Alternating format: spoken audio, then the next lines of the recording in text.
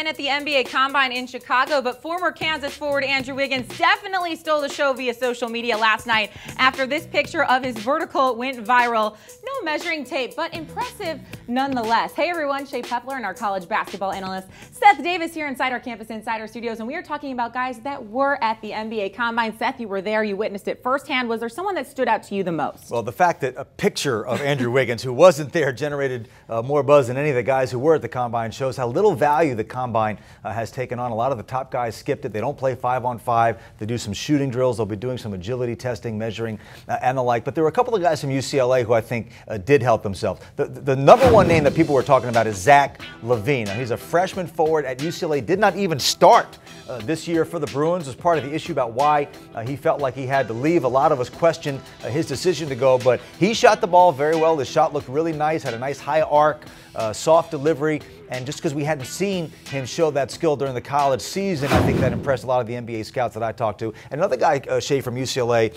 who impressed people, not necessarily of how he played, but how he looked, is Jordan Adams. Now, he's a sophomore guard who decided to come out, dropped about 20 pounds just since the end of the season, so he looked good. It kind of makes you wonder why he was carrying all that weight during the course of the season, but a lot of times what happens is these players get to this phase of their lives and they realize how hard it is to get to the NBA. Now that it's a business, all of a sudden they have incentive to get into shape. A little bit of money coming their way. All right, how about a sleeper? Is there an under-the-radar guy that might now impress at the next level? Well, I think one of the real sleepers in this draft is Cleanthony Early of Wichita State. It's been projected to be a late first-round pick, early second-round pick, but if you go back to how he played against Kentucky in the NCAA tournament, hung 31 points being guarded by Julius Randle.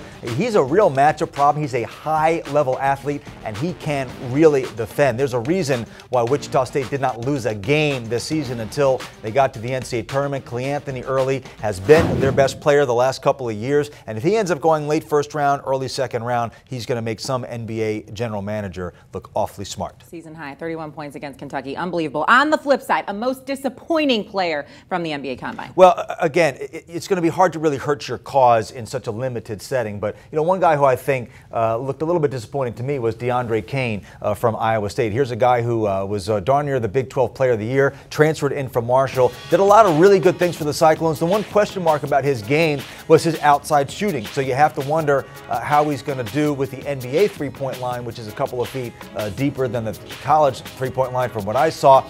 Not only did he miss a lot of shots, but he didn't look very good doing it. A real flat shot, didn't look very comfortable. He said that he's been working on it, but if you're not going to make a lot of shots in an empty gym with no defense, it's hard to envision you being a really skilled NBA three-point shooter. So, and he's on the older end. I know he's going to be 25 here in about a month, so it makes you wonder things as well. Okay, finally, we talked about this earlier. Some of the biggest stars missed the NBA Combine. So, Seth, what's your opinion in general? Is good decision, bad decision? Is the NBA Combine even worthwhile? What do you think?